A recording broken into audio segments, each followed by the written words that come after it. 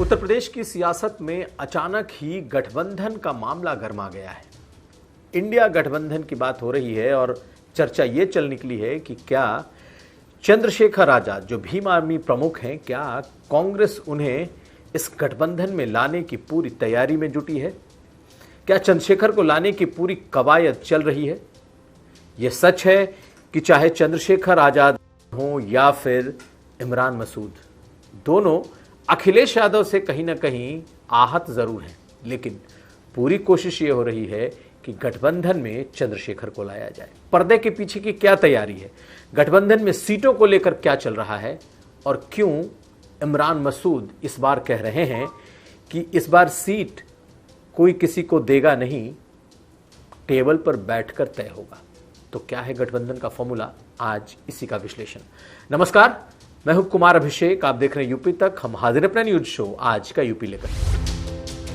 तो उत्तर प्रदेश में अचानक ही गठबंधन की आहट बहुत तेज सुनाई देने लगी है। वो चाहे असदुद्दीन ओवैसी हो या फिर कांग्रेस पार्टी या फिर चंद्रशेखर आजाद रावण या अखिलेश यादव यानी समाजवादी पार्टी, सभी पार्टियों से एक सुर निकलने लगा है। वो ये कि गठबंधन अब सबकी जरूरत। ओवैसी ने कल गठबंधन को लेकर बहराइच के मढेरा में एक बात कह दी। उन्होंने साफ साफ कह दिया कि गठबंधन की उत्तर प्रदेश में उनकी तरफ से कोशिशें जारी हैं। क्या ये कांग्रेस और सपा के गठबंधन में वो जाएंगे या फिर बसपा के, ये तो साफ नहीं है, लेकिन वो भी गठबंधन में जाएंगे। हम आपको ओवैसी की वो बात सुनाएंगे, लेकिन उससे पहले कांग्रेस किस तरीके से चंद्रशेखर आजाद यानी कि भीम आर्मी प्रमुख को अपने तरफ लाने की कोशिशों में जुटी है, पहले इसे सुनिए। इमरान मसूद जो कि कांग्रेस पार्टी के बड़े नेता हैं, पश्चिम के कांग्रेस के बड़े चेहरे हैं और पश्चिमी उत्तर प्रदेश में कांग्रेस पार्टी हर हाल में अपना दलित और मुस्लिम समीकरण साध लेना चाहती है। जब यूपी तक ने बात की तो उन्होंने अपना पूरा प्लान बता दिया। एक प्लान ये कि ए ग्रेड की 170 सीटों की सूची समाजवादी पार्टी को सौंपी जा चुकी है और दूसरी बात ये कि चंद्रशेखर को लाने की पूरी कोशिश चल रही है। पहले सुनिए चंद्रशेखर को लेकर क्या कहा है इमरान मसूद ने यूपी तक से खास बातचीत। लेकिन चंद्रशेखर तो दिख रहे हैं। दिख रहे हैं आपके। अभी उसका बहुत अच्छा कार्यक्रम, सब जगह कार्यक्रम करे होंगे, अच्छे कार्यक्रम हुए। तो आपसे, आपकी पार्टी से गठबंधन की कोई गुंजाइश है? देखिए अभी उस में मेरा कोई वो नहीं है। मेरा तो व्यक्तिगत, चूंकि चंद्रशेखर के साथ बहुत अच्छा है ना, चंद्रशेखर छोटे भाई की तरह है मेरे। पूरी कोशिश है इमरान मसूद की कि चंद्रशेखर को हर हाल में लाया जाए। चंद्रशेखर से जब यूपी तक ने कुछ दिन पहले बात की थी तो उन्होंने भी ये बात कही थी कि उनके दरवाजे भी सबके लिए खुले हैं। उनका इशारा अखिलेश यादव की तरफ भी था और कांग्रेस पार्टी की तरफ भी, और तब उन्होंने कहा था कि उनके दरवाजे इस बार इतने बड़े हैं कि कोई भी नेता उसमें आ सकता है। सुनिए चंद्रशेखर की वो बात। अगर कोई और चाहता होगा भारतीय जनता पार्टी को हटाया जाए और वो हमसे बात करेगा तो हमने दरवाजे बंद किसी के लिए नहीं किए। मैं अक्सर कहता हूं, मैं आपको भी कह रहा हूं, मैंने बड़ा दरवाजा लगवाया घर पे अब, कि किसी बड़े नेता को मेरे घर आते हुए ये फील ना हो कि भाई मेरी गाड़ी अंदर नहीं जा रही है, मुझे उतर के जाना पड़ रहा है। लेकिन गठबंधन की आहट इतनी तेज क्यों सुनाई दे रही है? दरअसल जिस तरीके से बीजेपी ने पश्चिम बंगाल, इसके अलावा आसाम, इसमें जिस तरीके से उसने जीत दर्ज की और पश्चिम बंगाल में जिस तरीके से ममता बनर्जी पूरी तरीके से भरभरा कि उनकी पार्टी टूट गई है, इसके बाद से अब गठबंधन के लिए सब इस बात को शिद्दत से महसूस करने लगे हैं कि अगर एक नहीं हुए तो सबका हश्र वही हो सकता है, और इसकी चर्चा भी खूब निकलने लगी है। ऐसे में अब यह माना जा रहा है कि उत्तर प्रदेश में आने वाले दिनों में गठबंधन को लेकर एक बड़ी व्यापक बातचीत होगी। सीटों को लेकर होगी अलग, लेकिन गठबंधन को। पहले सुनिए, कल जब असदुद्दीन ओवैसी उत्तर प्रदेश आए तो उन्होंने सीधा बहराइच के मढेरा का रुख किया, जो समाजवादी पार्टी की गढ़ की सीट है, जहां से समाजवादी पार्टी के मुस्लिम विधायक जीतते रहे हैं। वहाँ की जो सबसे बड़ी पॉलिटिकल फैमिली है, यासिर शाह की फैमिली वो जीतती रही है। लेकिन वहीं पर उन्होंने अपने प्रत्याशी, अपने प्रदेश अध्यक्ष शौकत अली के नाम का भी प्रत्याशी के तौर पर ऐलान कर दिया। तो गठबंधन में बहुत पेच है, लेकिन सुनिए क्या कहा है कल असदुद्दीन ओवैसी ने गठबंधन को लेकर। तो मेरे अजीज दोस्तों और बुजुर्गों, मैं आप तमाम से एक बात की इजाजत लेकर इस बात का ऐलान करना चाहता हूं कि आने वाले विधानसभा में क्या मैं शौकत अली को यहां से आपका कैंडिडेट घोषित करूं? क्या आपकी इजाजत है कि मैं शौकत अली को कैंडिडेट बनाऊं? क्या मैं इजाजत है आपकी? आप पूरा साथ देंगे? तीसरी बात यह है कि हम पार्टी हमारे अलायंस करने तैयार है बीजेपी को दोबारा सत्ता में आने से रोकने के लिए, मगर ऐसा अलायंस हो जिसमें बराबरी हो और इज्जत से हमको देखा जाएगा, तो फिर हम लोग बराबर उस पर कोशिश करेंगे। तो गठबंधन के ऑफर पर समाजवादी पार्टी ने भी पॉजिटिव ही रिस्पांस दिया है। रामगोपाल यादव थे फिरोजाबाद में, उनसे पूछा गया तो उन्होंने कहा सबका स्वागत है। असदुद्दीन ओवैसी के सवाल पर जब सवाल पूछा गया तो उन्होंने कहा कि इस गठबंधन में सबका स्वागत है। पहली बार एक तरीके से सपा ने खुलकर असदुद्दीन ओवैसी को लेकर भी अपनी बातें कह दी हैं कि अगर वो भी आएंगे तो उनका स्वागत है। हालांकि अभी तक उनसे दूरी बना रखी थी समाजवादी पार्टी ने। सुनिए रामगोपाल यादव। ओवैसी ने कहा है कि भाजपा बुलंद है, हम भाजपा को हराने वाले दल का समर्थन करेंगे। किसने कहा? ओवैसी भाई है, भाजपा को हराने वाला जो भी होगा उसका स्वागत। लेकिन सबसे बड़ा सवाल ये कि क्या अभी से गठबंधन की बात पर्दे के पीछे शुरू हो चुकी है?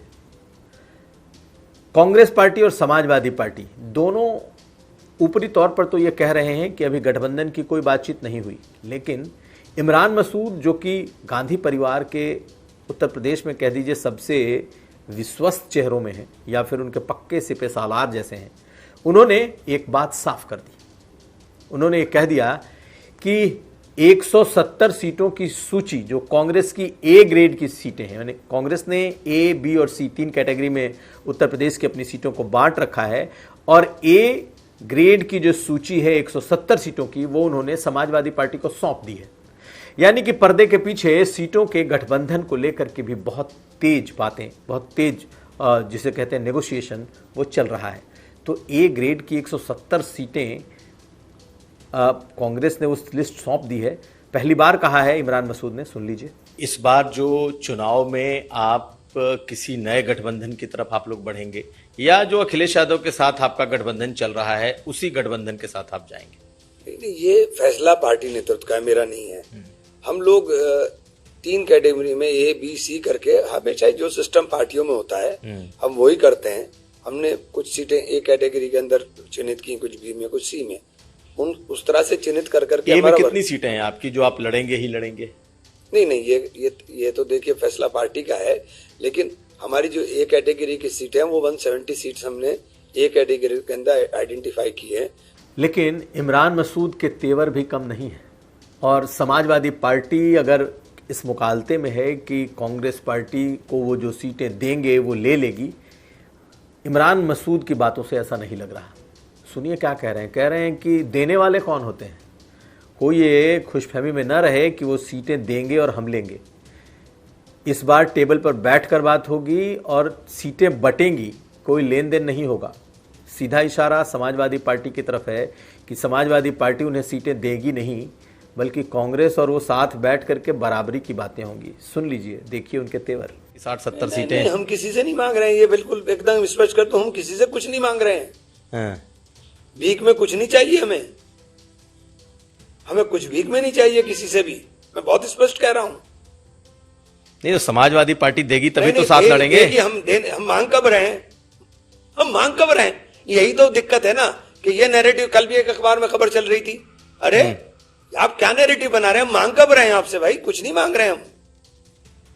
टेबल पर डिस्कशन होगा, बात होगी, तब उसके अंदर तय होगा। हम कब मांग रहे हैं आपसे कुछ भी?